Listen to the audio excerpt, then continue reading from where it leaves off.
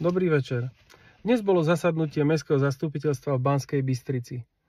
Ako vždy, aj dnes vám prinášam také najožehavejšie témy. Mali sme za úlohu schváliť jazykovú úpravu názvu ulice Orenburská na správne Orenburská, a to aj na základe dopytu zo strany ministerstva. Dnes to však v zastupiteľstve podporené nebolo, takže zatiaľ sa názov ulice nemení. Schválili sme kúpu areálu bývalej Slovenskej pošty v Majeri, čo umožní urobiť taký ucelený areál pre zárez alebo pre iné technické zázemie služieb mesta. Čo sa týka ceny mesta, schválili sme ju rovnako s čestným občianstvom pre viaceré osobnosti.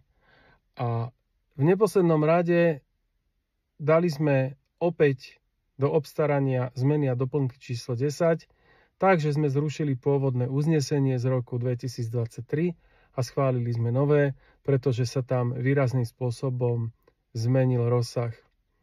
Takže toľko z rokovania Mestského zastupiteľstva. Ak si ho chcete pozrieť, samozrejme je stále na SOTV dostupné aj zo záznamu. A ja vám prajem pekný večer.